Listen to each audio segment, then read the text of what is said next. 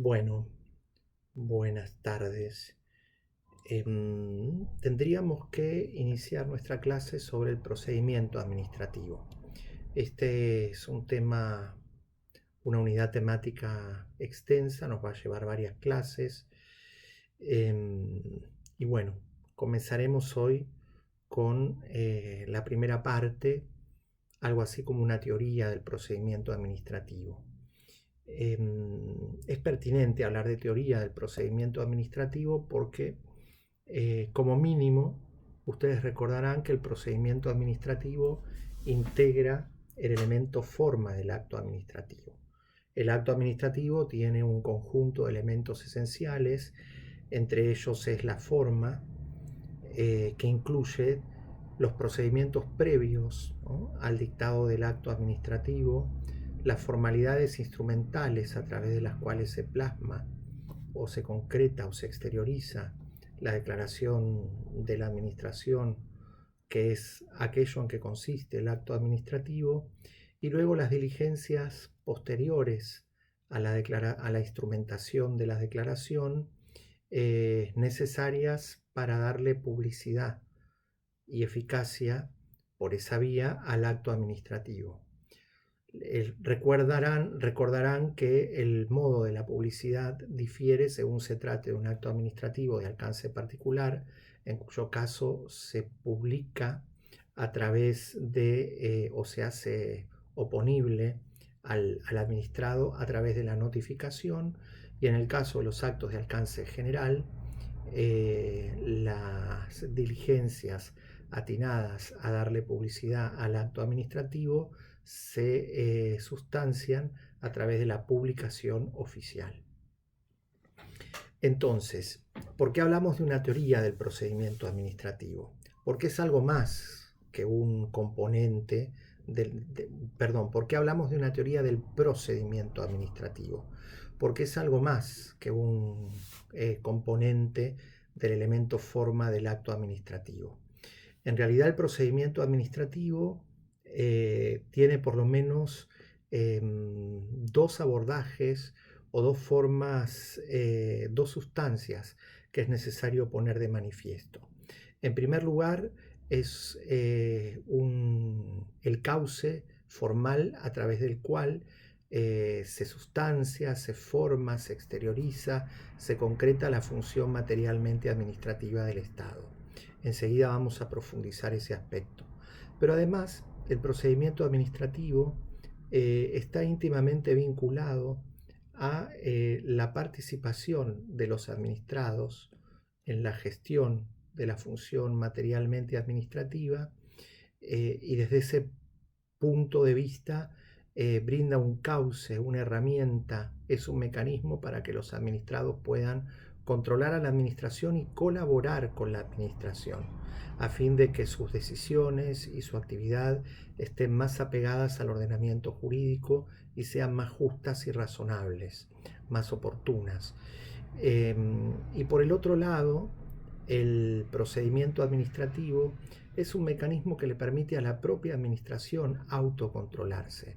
Entonces es una garantía de eficacia de las declaraciones, de las decisiones administrativas, entendiendo por eficacia su sometimiento, no solo el cumplimiento de resultados positivos, adecuados, concretos, necesarios o convenientes, sino también hacerlo con sujeción al ordenamiento jurídico y a los principios de razonabilidad y justicia.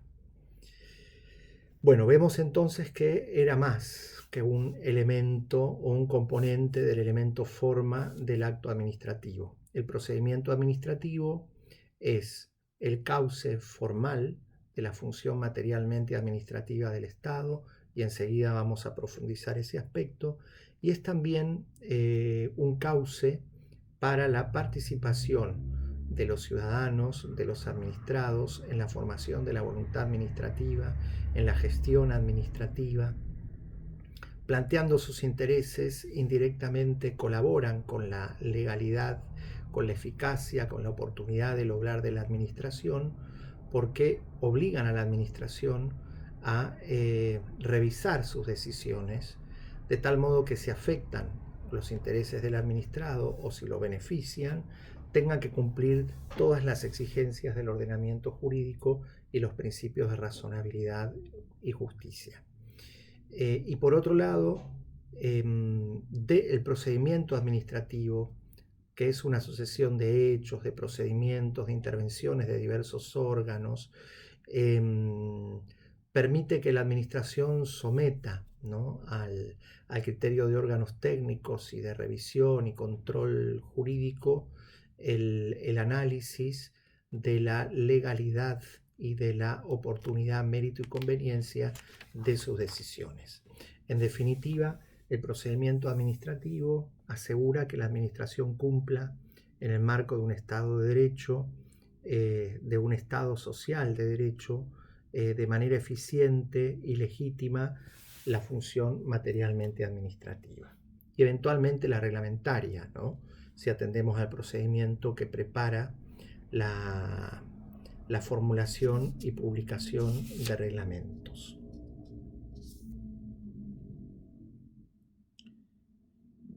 Es de rigor distinguir o hacer hincapié en que más allá de ciertas asociaciones, analogías terminológicas entre el término procedimiento y proceso, que no estamos hablando exactamente de lo mismo.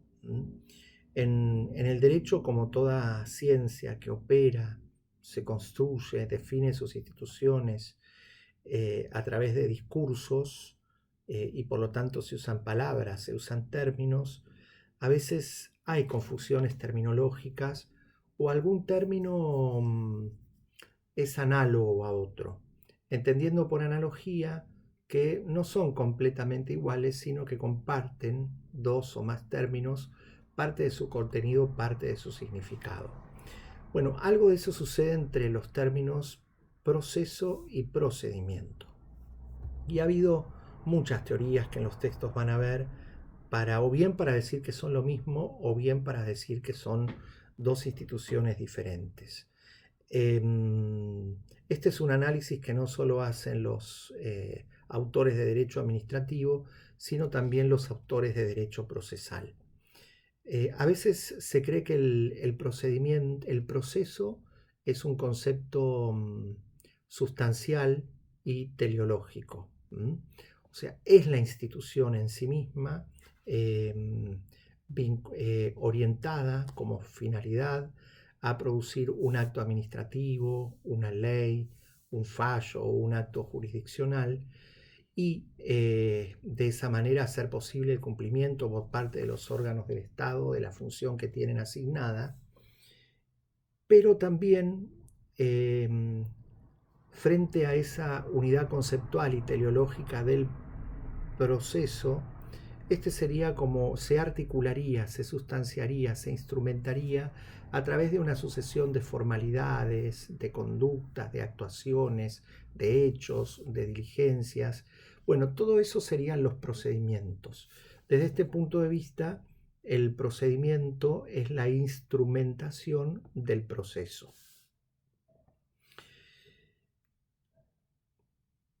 Así, por ejemplo, ¿no?, esta idea que viene sobre todo del derecho procesal, habría dentro del proceso judicial procedimientos o una sucesión de procedimientos. Por ejemplo, los que deben seguirse para postular una pretensión, los que deben seguirse para impugnar un acto jurisdiccional, los que deben seguirse para plantear una nulidad, para sustanciar una determinada prueba, etc.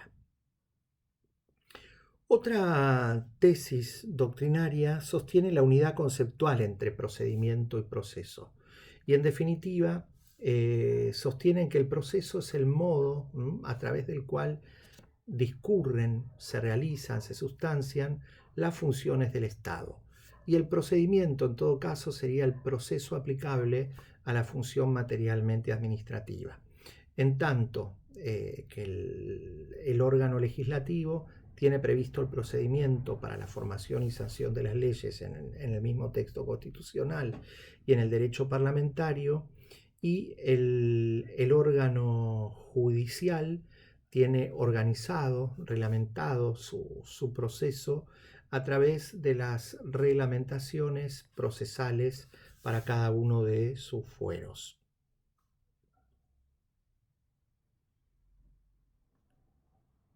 Sin embargo, aún admitiendo que en todos los casos el proceso sería el cauce, ¿no?, a través del cual se sustancia o se desarrolla una función del Estado, no puede ignorarse que no es lo mismo el proceso tal como está regulado y se lleva a cabo en el ámbito de un órgano jurisdiccional que en el ámbito del Congreso o que en el ámbito de los órganos administrativos.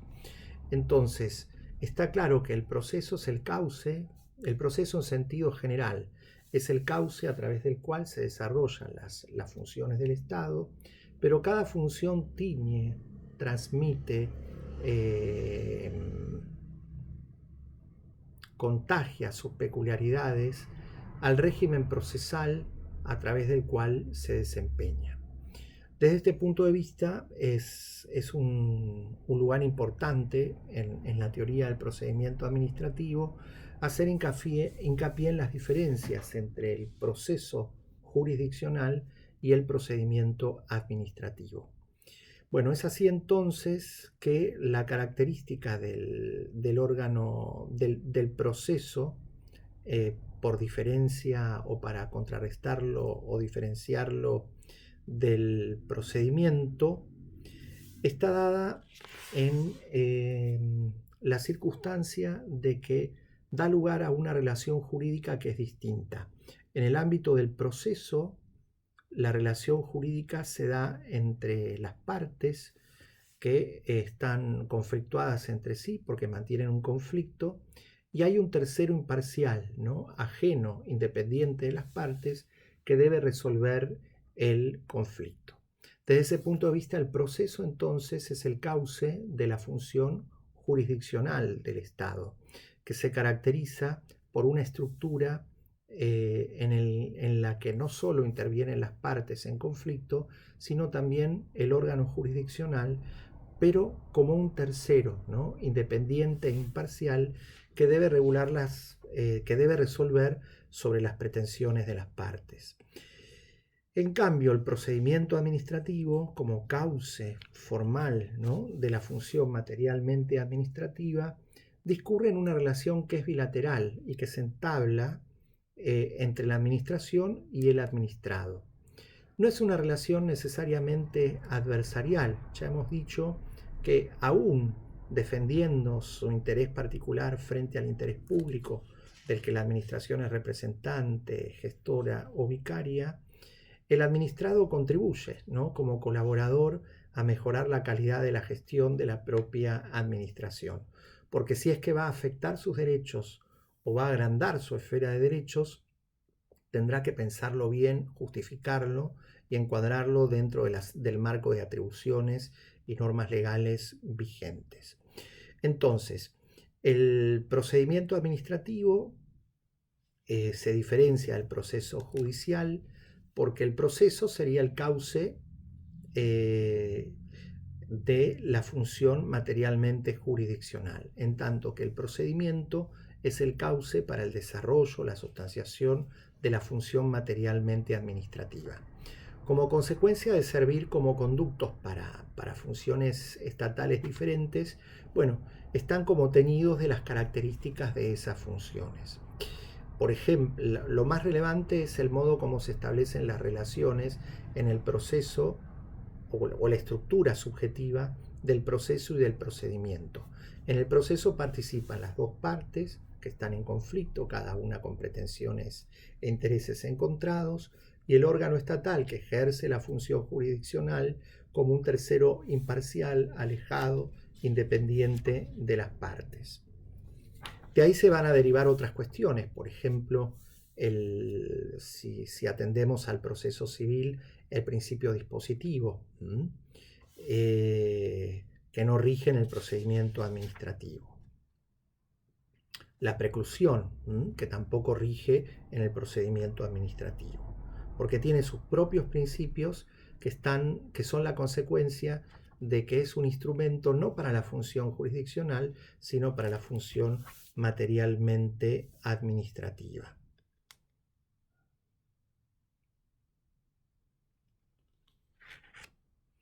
Entonces,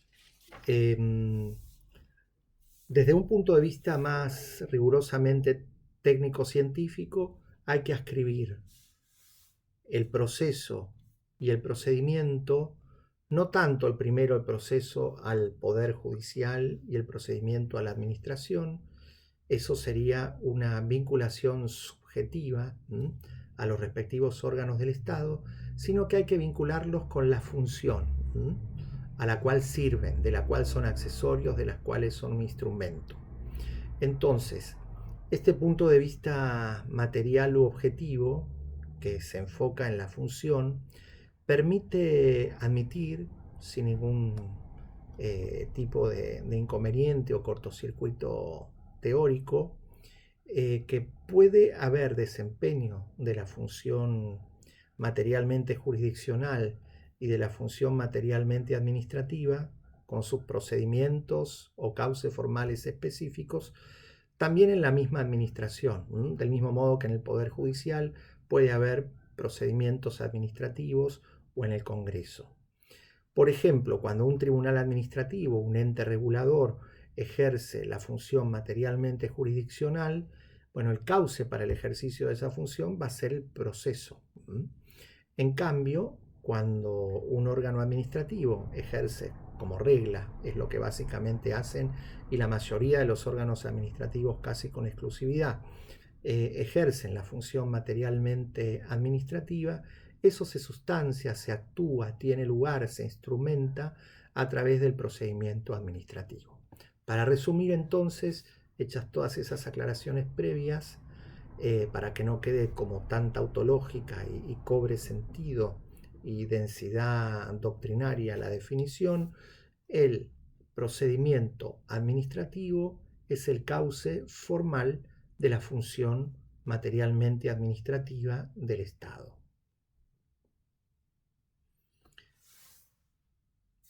¿Cuáles son las notas que caracterizan las diferencias existentes entre el proceso jurisdiccional modelo? Tengamos en mente el proceso civil y el procedimiento administrativo. Ya dijimos que la regulación procesal de cada función está ajustada, está adecuada a las características de fondo y de forma que tiene la función del Estado de que se trate. Desde ese punto de vista, los autores en general señalan estas diferencias importantes. El proceso jurisdiccional se encuentra basado en el principio de la preclusión, apareciendo como etapas que una vez cumplidas no pueden reabrirse por el juez ni por las partes. No ocurre eso en el procedimiento administrativo, donde rigen los principios, los vamos a ver después, de informalismo, de impulsión de oficio, de instrucción de oficio, de verdad material, ¿no? De modo que la preclusión no es relevante en el procedimiento administrativo y sí es definitoria en el proceso jurisdiccional.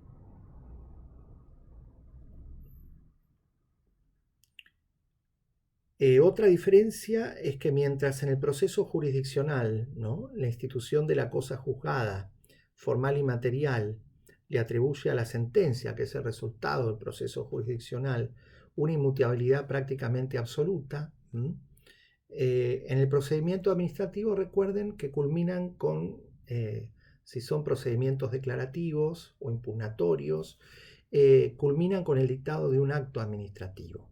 Y la estabilidad del acto administrativo es relativa, en parte porque siempre está sujeta a control judicial, pero en parte también porque la administración puede revocar sujeto a determinadas reglas que oportunamente veremos o habrán visto al analizar la teoría del acto administrativo, pero la administración puede revocar sus actos, ya sea por razones de legitimidad o de oportunidad, mérito y conveniencia. Más allá de la estabilidad que tienen, la estabilidad administrativa que tienen los actos administrativos que producen derechos subjetivos que se están cumpliendo, en cuyo caso la administración no los puede revocar por sí, sino que a través de la acción de lesividad tiene que acudir a un órgano jurisdiccional para provocar la nulidad, la declaración de nulidad judicial del acto administrativo, pero bueno, no está fortalecido con esas condiciones de estabilidad casi perpetua o en principio perpetua que tiene el acto jurisdiccional, que goza por eso mismo de autoridad de cosa juzgada en sentido formal y material. Y finalmente el procedimiento administrativo es dirigido y coordinado por una de las partes principales, ¿no? La propia administración pública. Es un lugar común decir que la administración es juez y parte en el procedimiento administrativo, cosa que como vimos es ajena a la naturaleza, a la estructura subjetiva que necesariamente tiene el proceso jurisdiccional, porque presupone que además de las dos partes en conflicto, haya un tercero, que es el órgano jurisdiccional, como un sujeto ajeno a las partes, independiente e imparcial, que tiene que resolver el conflicto entre ellas. Bueno, eso no hay en el procedimiento administrativo. Y por eso, y este es un aspecto clave para distinguir o evitar la confusión sobre que determinados procedimientos administrativos son de naturaleza jurisdiccional. Esto viene del derecho francés, es un poco largo de explicar, pero en muchos casos, por ejemplo, cuando se sustancia un sumario o se revisa en el marco de un recurso con el que se impugna un acto administrativo, se revisa por un superior una decisión administrativa, se cree que ahí la administración está ejerciendo la función jurisdiccional o que esos procedimientos son jurisdiccionales. No es correcto, porque la función jurisdiccional, el proceso que es el cauce de la función jurisdiccional, presupone la actuación de un órgano del Estado, pero no como parte en conflicto o como contraparte del administrado, sino como un órgano ajeno a la disputa, al conflicto de intereses entre las partes, y que justamente por eso la función jurisdiccional es una garantía, lo va a resolver desde esa ajenidad y de esa imparcialidad. Por lo tanto, además del principio de preclusión que nos rige en el procedimiento administrativo, del principio dispositivo que nos rige en el procedimiento administrativo, además de que la decisión a la que da lugar el procedimiento administrativo no tiene los atributos de cosa juzgada, formal y material, casi absoluta o inmutable, como sucede con las decisiones del Poder Judicial, bueno, otra característica fundamental entre ambos es el hecho de que el propio órgano que va a adoptar la decisión integra, ¿no?, la relación bilateral que vincula a la administración con el administrado.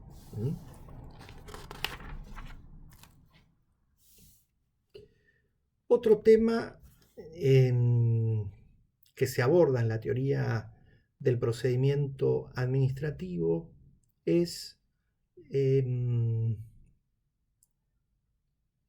siendo el procedimiento una sucesión de hechos y de actos jurídicos, si cada uno de estos hechos y actos jurídicos, si cada uno de los hitos, de las instancias, de los trámites, de las decisiones que se van adoptando a lo largo del procedimiento, tienen autonomía o independencia en sí mismas, o si la institución es esencialmente sustancial, o sea, lo único que existe es el procedimiento y ninguno de los actos o hechos que se van sucediendo a lo largo del mismo tiene entidad propia.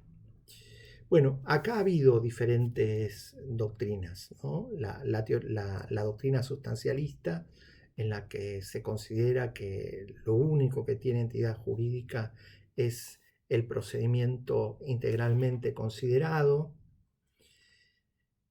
Bueno, hasta la doctrina de los actos coligados, que le reconoce a cada una de las, al menos de cada una de las decisiones que se van adoptando a lo largo del procedimiento administrativo, una entidad jurídica autónoma. sin perjuicio de que para garantizar los derechos del administrado y por razones de seguridad jurídica también, y para ordenar adecuadamente la relación entre el Poder Judicial y el Poder Administrador y mantener en sus cauces normales el principio de división de poderes, se entiende que al ser coligados todos los actos o las decisiones que se van adoptando a lo largo del procedimiento administrativo, el administrado puede, en lugar de tener que ir impugnando una por una, esperar a que termine el procedimiento, a que recaiga el acto administrativo final y ahí, digamos, impugnar, ya sea en sede administrativa o en sede jurisdiccional, todos los actos o todas las decisiones adversas o que le hubieran producido agravio a lo largo del procedimiento.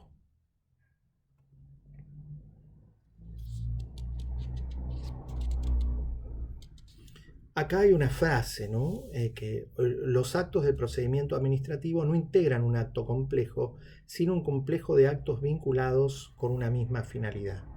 Cada uno de ellos ostenta individualidad jurídica propia y es susceptible de impugnación en tanto el ordenamiento positivo no limite la procedencia del recurso en los casos en que exista una decisión definitiva o asimilable. Por ejemplo, hay recursos que solo se pueden interponer contra actos definitivos, ¿no? Y no contra actos meramente interlocutorios o de mero trámite.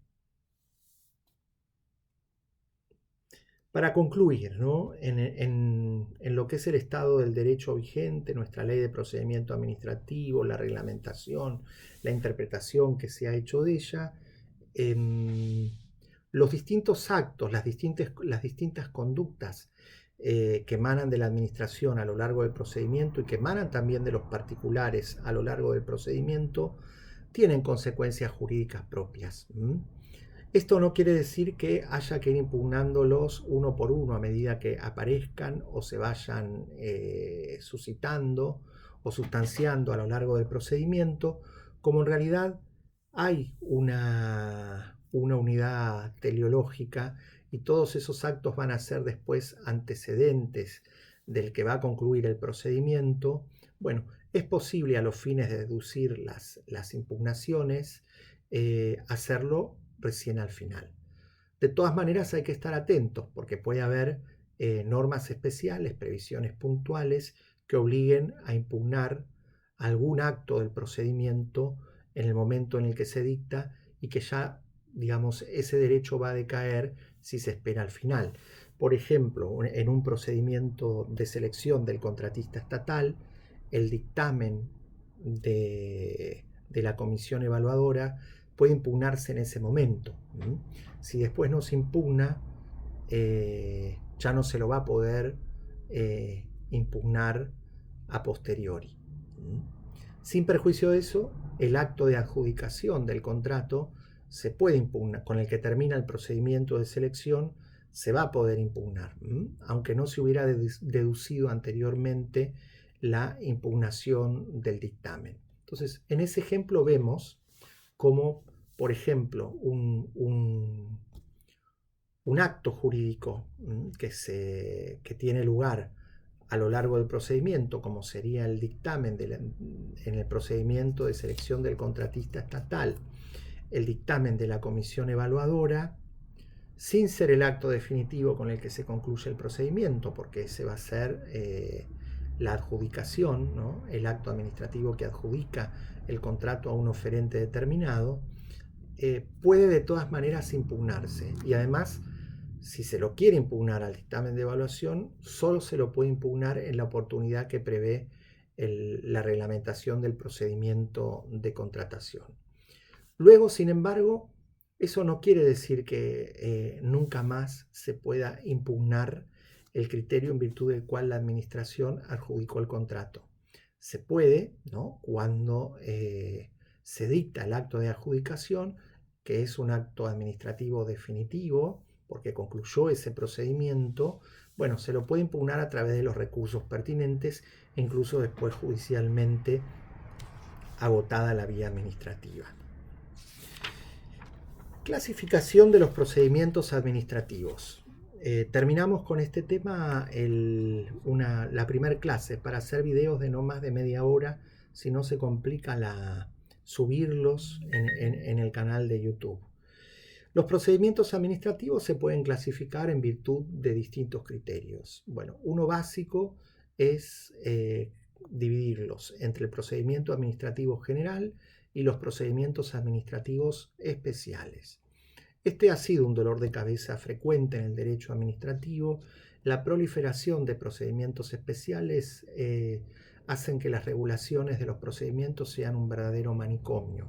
Entonces, cuando se dictó la Ley Nacional de Procedimientos Administrativos, la Ley 19.549, en el año 72 creo, o 73, este fue un objetivo del legislador. Evitar la proliferación de procedimientos especiales y establecer una parte general del procedimiento administrativo, delineando como un procedimiento administrativo general que va a ser de aplicación a toda la administración. Sin perjuicio de eso, la ley reconoce en su artículo 1 que en algunos organismos, si bien la ley de procedimiento y su reglamentación va a regir en toda la administración, bueno, reconoce que en algunos organismos, entre ellos las Fuerzas Armadas, las Fuerzas de Seguridad, los organismos de inteligencia, no va a regir la ley de procedimientos administrativos, sino que por sus características especiales se seguirán rigiendo por sus propias normas. De todas maneras, acá ha habido construcciones reglamentarias, jurisprudenciales y doctrinarias, ¿no? Como consecuencia de las cuales pueden extraerse en términos generales la siguiente conclusión. La ley de procedimiento administrativo y su reglamentación se aplican a toda la administración, centralizada y descentralizada. Sin perjuicio de eso, es posible que haya organismos con procedimientos administrativos especiales. No obstante eso, siempre en la ley de procedimiento administrativo y la reglamentación, en la medida que eso beneficia al administrado y no sea incompatible con los procedimientos especiales existentes, se van a aplicar por la ley y el reglamento general de procedimiento administrativo, se van a aplicar al menos supletoriamente. Pero insisto, siempre que no sean incompatibles con la naturaleza y con las peculiaridades que justificaron los procedimientos especiales. También se pueden seguir creando procedimientos especiales en la medida que haya fundamentos objetivos y razonables que justifiquen la necesidad de un procedimiento especial. Aún así, insisto, en la medida en que sean compatibles con esos procedimientos especiales, van a seguir rigiendo los principios y las instituciones de la Ley de Procedimiento Administrativo y del Reglamento de Procedimientos Administrativos. Además de esta clasificación entre procedimiento general y procedimientos especiales, bueno, hay otras, según la finalidad que se persigue con el procedimiento. Un procedimiento puede tener por finalidad práctica preparar un acto o una declaración de la administración. Ese sería un procedimiento declarativo.